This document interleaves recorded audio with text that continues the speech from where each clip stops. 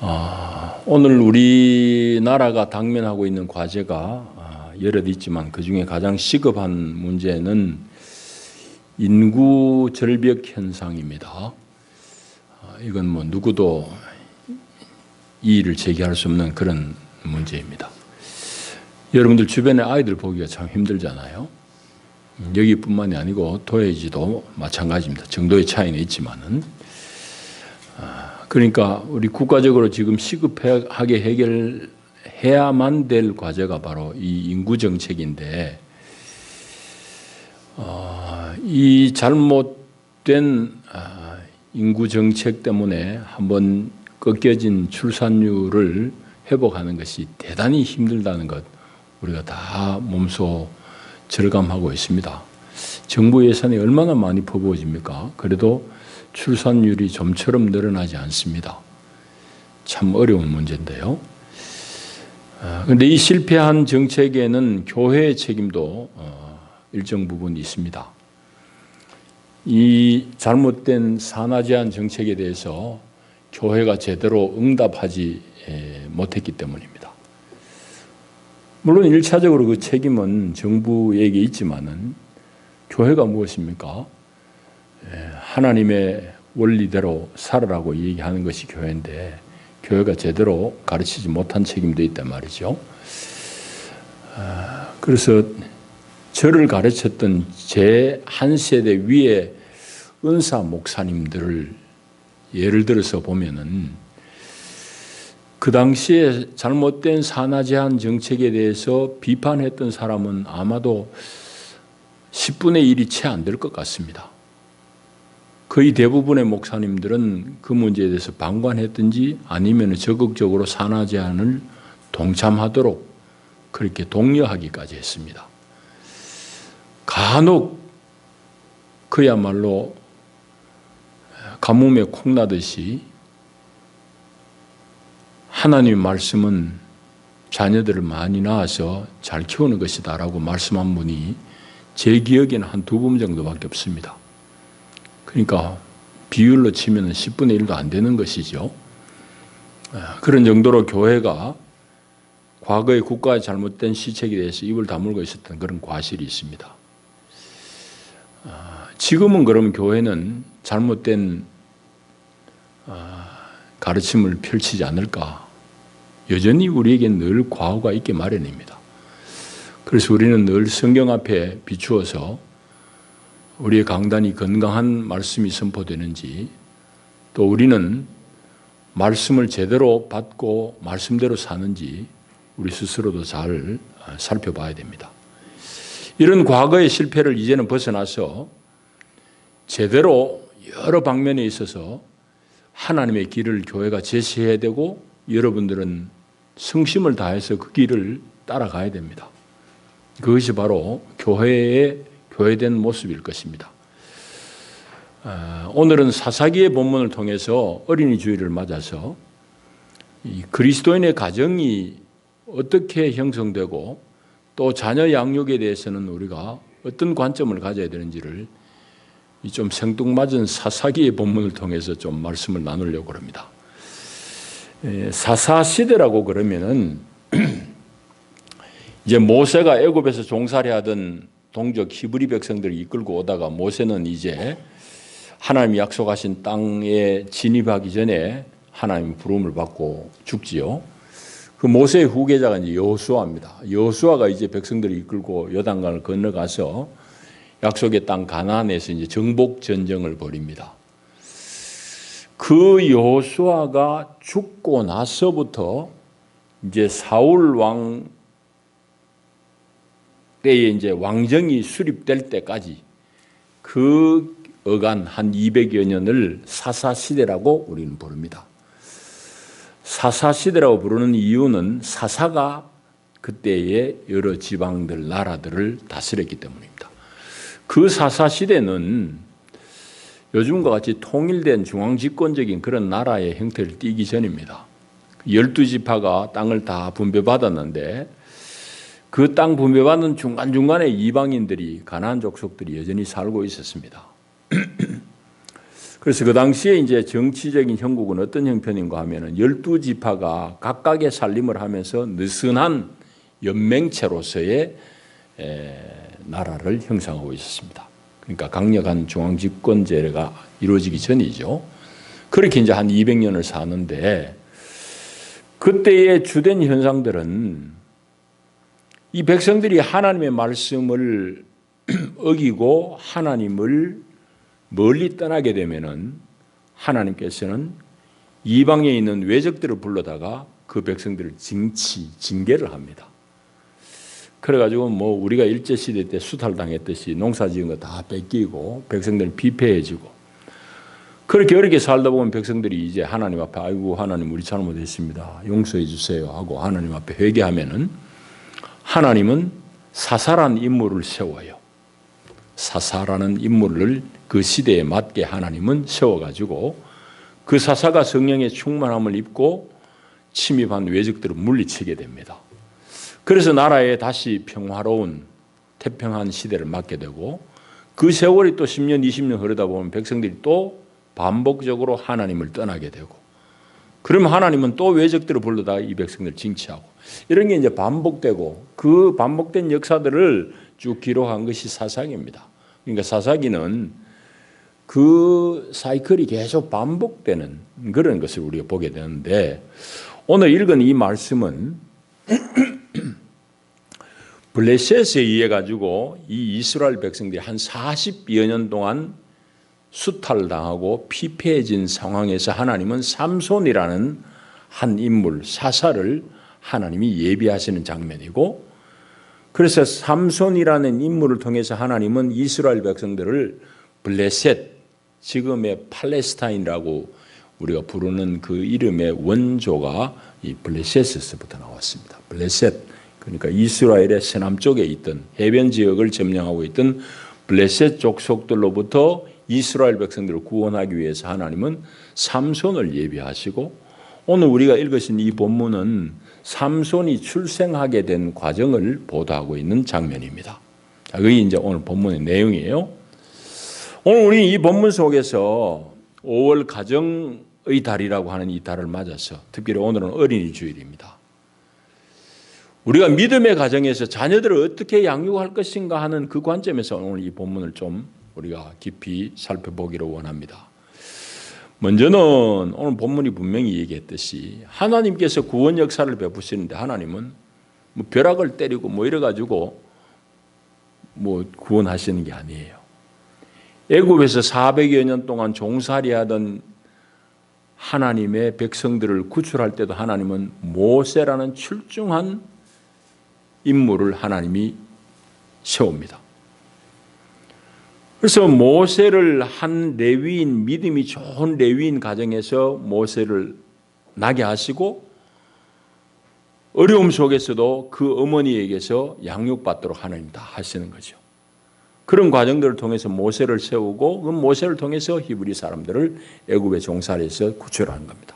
오늘 여기도 마찬가지인데 블레셋 족속들로 인해서 이스라엘 족속들이 한 40여 년 동안 피폐한 생활을 하고 압제를 받을 때에 하나님은 이 백성들을 구출하시는데 삼손이라는 사람을 준비하시는 거예요.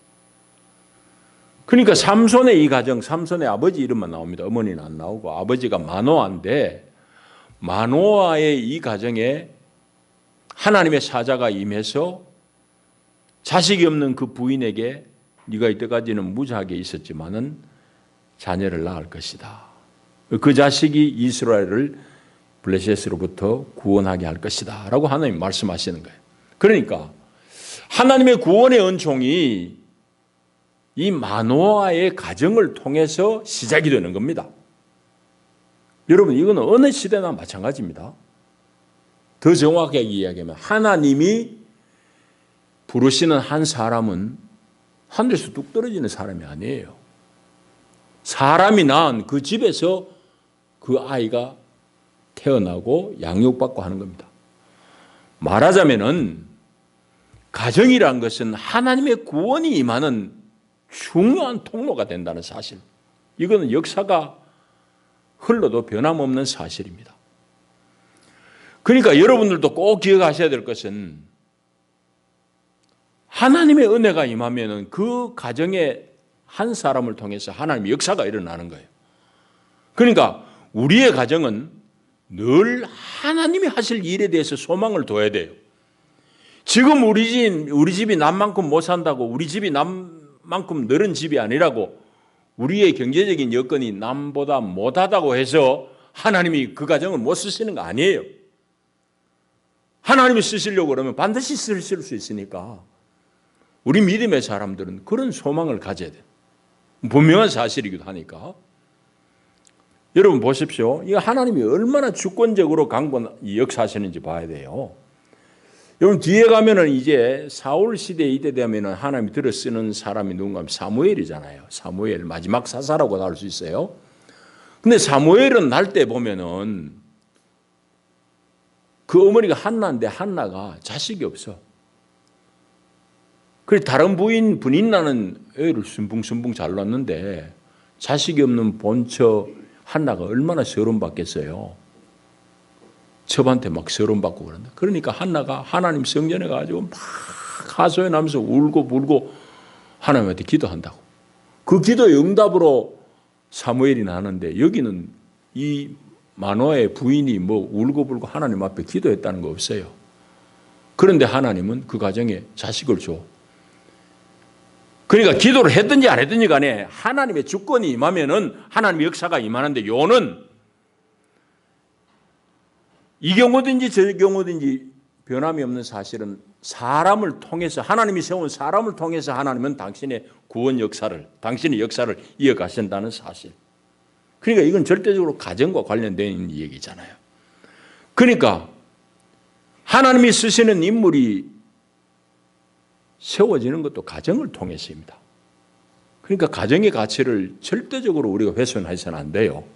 오늘 우리 시대는 가정이 망가지잖아요. 예사로 가정을 무너뜨리는 거다. 교회는 아니라고 그래야 돼요. 가정은 하나님이 세운 것이고 지켜야 된다고 얘기해야 되고 가정의 가치를 소중히 해야 되는 거예요. 그것을 우리가 생각해야 돼요. 두 번째, 오늘 이 공과 속에서는 무슨 공과를 우리에게 말씀하는가 하면은 마노아가 자기는 여호와의 사자를 직접 만나지 않았어요. 여호와의 사자가 방문한 것은 마노아의 부인입니다. 부인에게 찾아왔어요.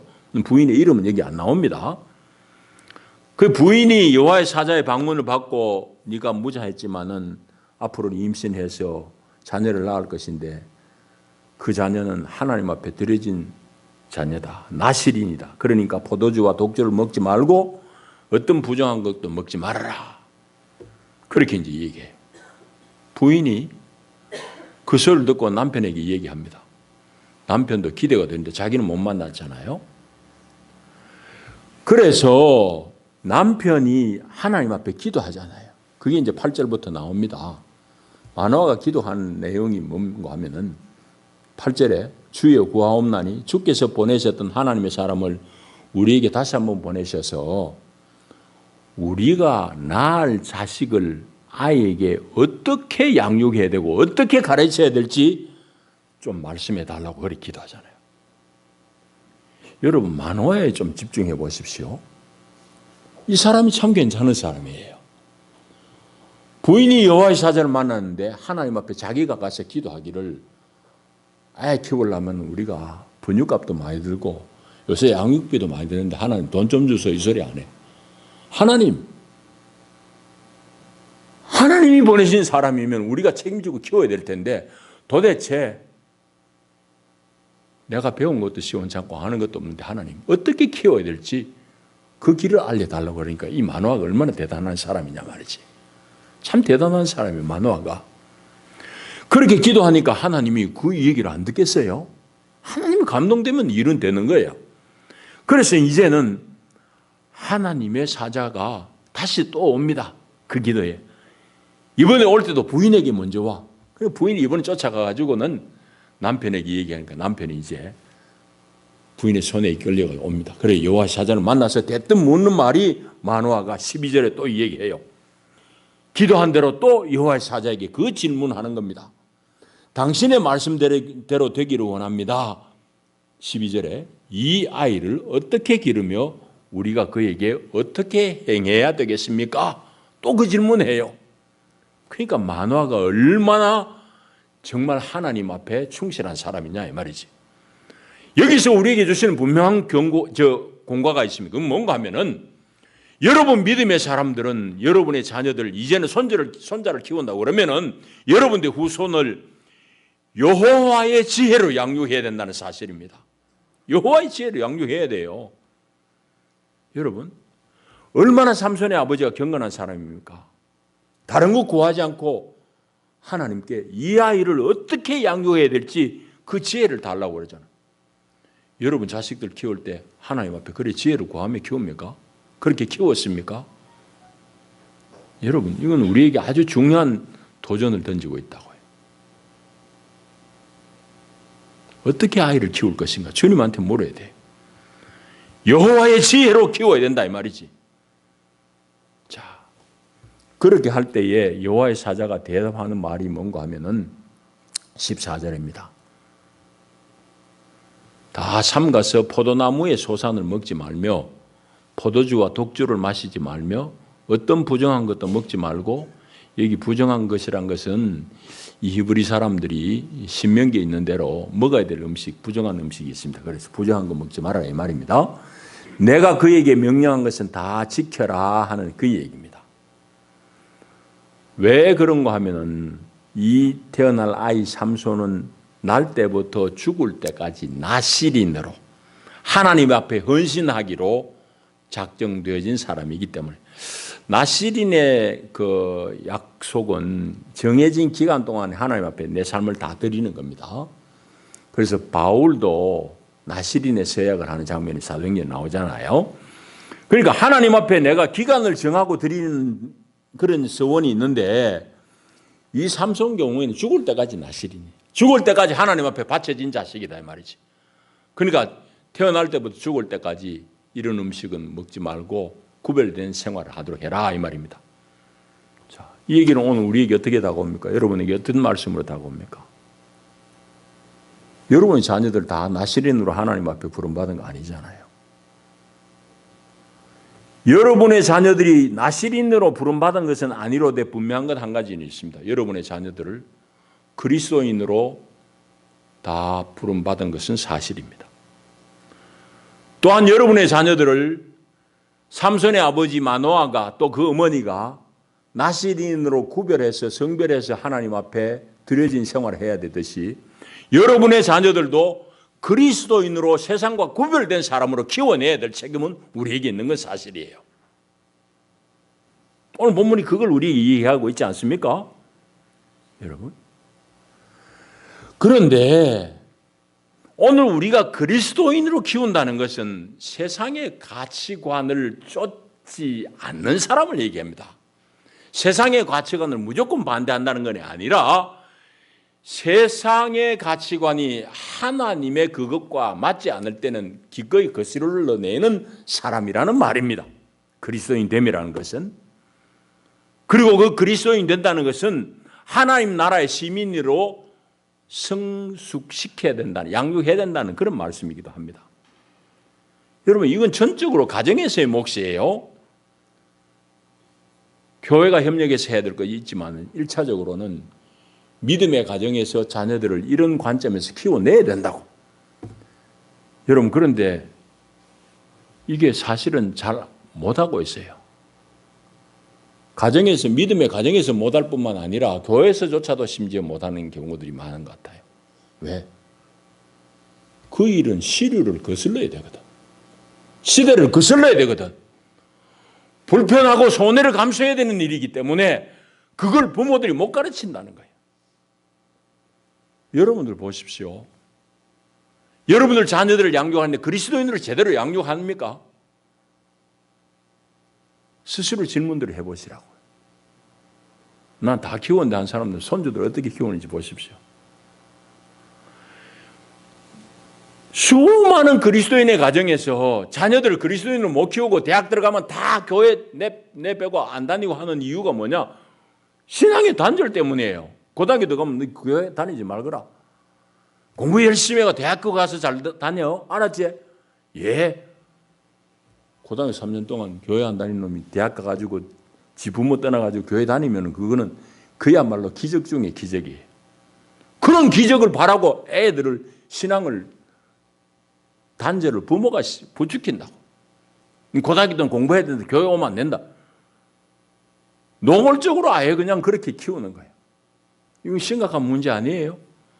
여러분 지금 세상에도 아이들이 없어가지고 인구 절벽이지만 교회도 지금 인구 절벽이에요. 다음 세대가 있나? 없죠. 이거 문제잖아요. 이거 다 책임이 누구냐? 목사 책임이고 여러분들 책임이에요. 교회도 마찬가지. 오늘 교회가 복음을 얘기하느냐는 얘기지. 말은 순자 붙였지만 이건 복음이 아니에요. 다 돈을 얘기하잖아요. 만문신의 축복을 얘기하잖아요. 그러니까 교회가 무너지는 거지. 여러분 이게 심각한 목사의 문제고 우리의 문제라고 사실은. 그러니까 시류를 거슬러내는 시대를 거슬러내는 사람으로 키워야 되는데 못 키웠다. 왜? 그거 떨어지면 우리 아이 낙오될 것 같고 손해볼 것 같고 내 노후가 안 편할 것 같고 예수 믿는 건 나중이고 애를 어쨌든지 공부하고 뭐 시켜가지고 의사도 만들고 이게 뭐가 판사도 만들어야지 내 노후가 편할 것 같으니까 자식들이 예수 믿는 부모들이 더 극성이에요. 고등학교 때는 교회 안 다녀도 된다. 대학도 열심히 다니고 그거는 택도 없는 얘기입니다. 그야말로 택도 없는 얘기예요. 하나님 앞에 주일 하루 하나님 앞에 예배하는 시간을 못 드리도록 애를 키운 그 아이가 어떻게 제대로 하나님을 예배하겠습니까? 그건 그야말로 기적을 바라는 기적을. 말도 아닌 기적을 바라는 그건 기적이 아니라 여행이에요. 여러분 우리가 얼마나 시루에 휩쓸려 사는지를 뭐 주변을 보면은 여러분 그것 너무너무 많아요. 그런 얘기 하려면 참 할 얘기 많지만은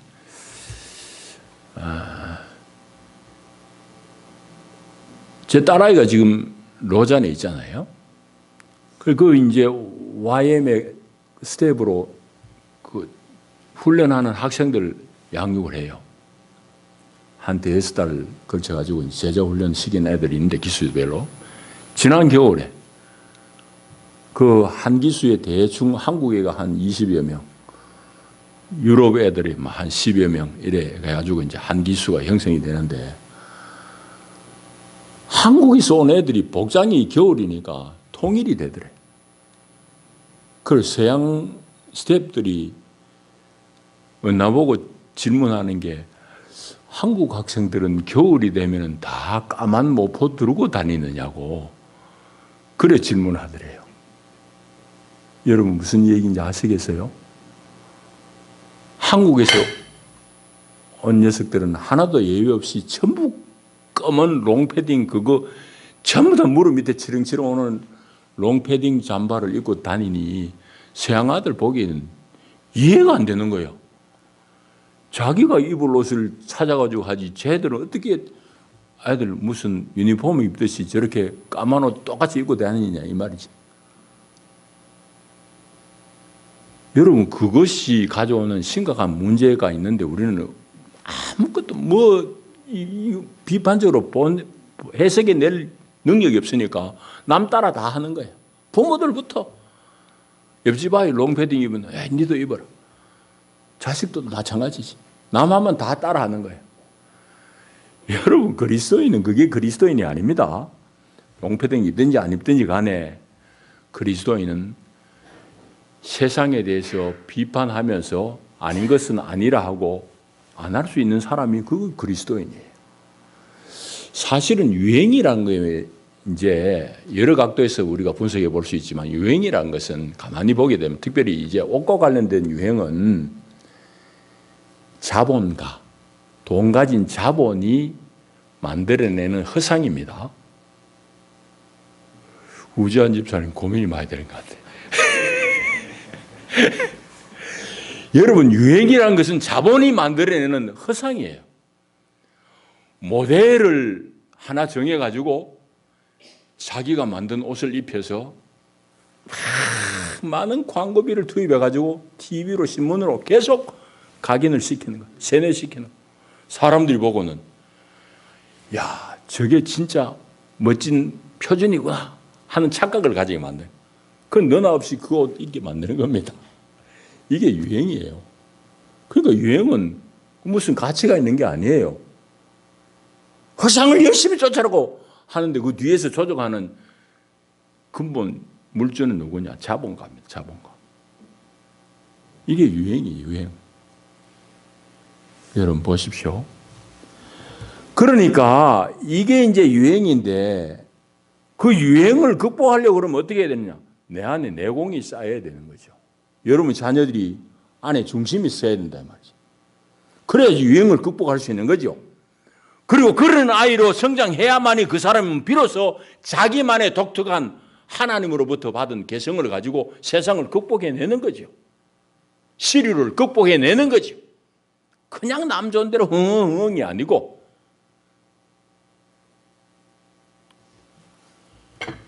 그 사람이 세상을 이겨내고 개척해내는 겁니다. 여러분 이런 관점에서는 우리가 반성할 대목이 너무너무 많아요. 여러분 젊은이들이 요즘 직장이 없다고 그러잖아요. 근데 남이 가지고 있는 직장을 나도 얻으려고 그러니까 머리 아프고 골치 아프고 안 되는 거지. 여러분대로 할 수 있는 여러분의 일이 있다고. 여러분만이 잘할 수 있는 일이 있어요. 그거 찾으면 돼요. 남 공무원 한다고 나도 똑같이 공무원 돼야 될 일이 아니에요. 남이 대기업 간다고 나도 똑같이 대기업 가야만 행복한 거 아니라고. 안 되면은 여러분대로 하면 돼요. 여러분대로 길을 찾으면 되는데 우리는 너무 정형화돼 가지고 학업이든지 양육의 방식이든지 이게 전부 다 유행 따라 가지고 국화빵 찍듯이 그렇게 교육을 받아 가지고 남은 다 국화빵 먹는데 나는 국화빵 안 먹으면 괜히 내가 불안해. 그거는 속에 자기의 내공이 약하다는 얘기입니다. 그리스도인이라는 것은 예수의 복음의 능력이 충만해서 충일해서 세상의 가치 중에 아닌 건 아니라고 얘기하고 거슬릴 수 있는 사람이 그리스도인이에요. 여러분 삼손 입장에 보세요. 이 머리도 못 깎고 평생에 포도나무 열매도 하나 못 먹고 포도주 하나 못 먹으면 그 포도주 못 먹는다는 건 그 사회에서는 되게 어려운 사회입니다. 밥 먹고 물 마시듯이 먹는 게 포도주잖아. 근데 삼손은 얼마나 불편했겠어요. 불편을 감수하고 하나님의 사람으로 나시린으로 그 길을 가는 거죠. 내가 그리스도인이라고 그러면은 세상 가운데 좀 불편하더라도 남한테 좀 왕따 당하는 것 같더라도 내가 주님의 기뻐하는 길이면은 가내는 거. 그게 그리스도인이지. 여러분 자녀들을 그렇게 키워야 마땅한 거 아니겠습니까? 교회가 그걸 얘기해야 될 마땅한 거 아니겠습니까? 왜 교회는 예수 믿으면 하나같이 전부 다 세 박자 축복을 받아야 된다고 얘기하냐고. 그럼 사업하다가 망한 사람은 하나님 앞에 저주받았나요? 아니에요. 잘못되어도 그건 하나님의 복이 거기에 있어요. 하나님의 복은 얼마나 무궁무진 신비한 거예요. 내가 건강하지 않아도 하나님이 그 가운데 복이 임할 수 있어요. 여러분들이 사업이 망해도 하나님이 그 가운데 역사하시는 게 있어요. 왜 국화빵 찢듯이 그런 축복을 교회에서 얘기해야 되냐고요. 참 시골교회에서 이야기에 민망하지만 그건 가짜예요.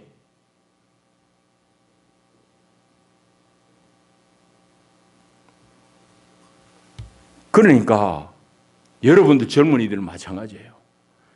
남 하는 대로 가랭이 찢어지면 그건 왜 따라가냐고는 거지. 여러분들이 잘할 수 있는 거 반드시 하나님이 주신 거 있어요.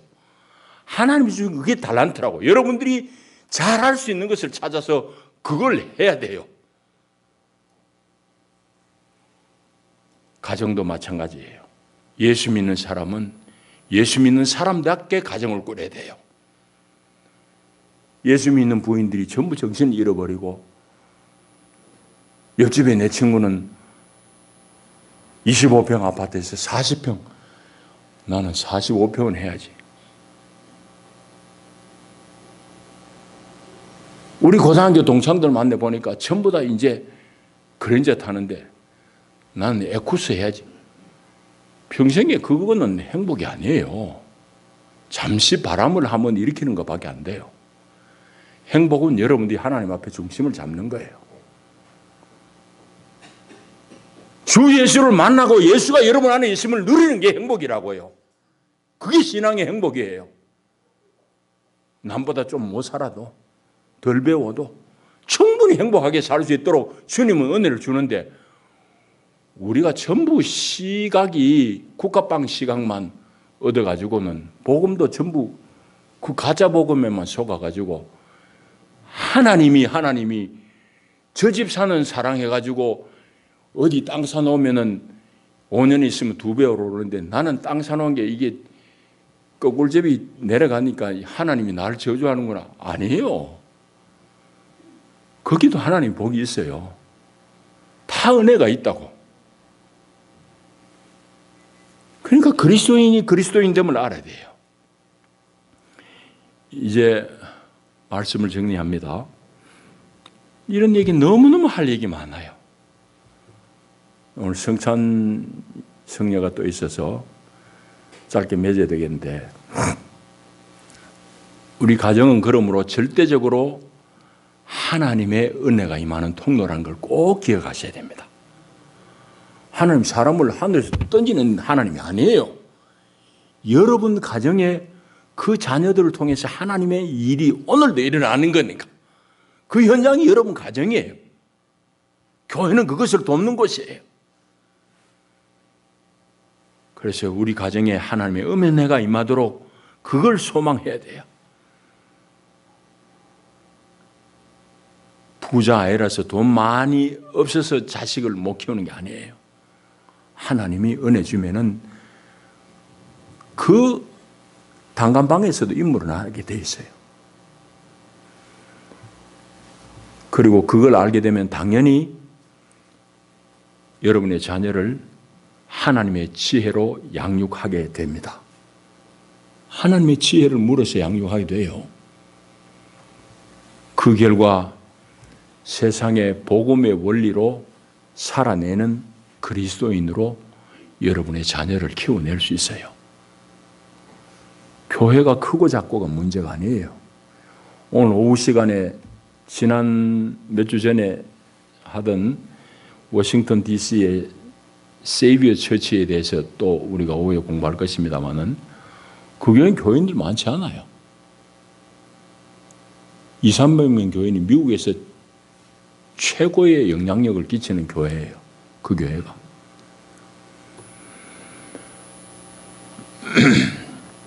복음의 원리를 살아내면 그래 할 수 있다고요. 그래서 여러분들 가정이 오늘 이 만화의 가정을 가만히 보면서 여러분의 가정을 어떻게 세워될지를 잘 깨우침 받는, 그리고 그렇게 살아내고 자녀들을 그렇게 세울 수 있기를 축복합니다. 기도합니다.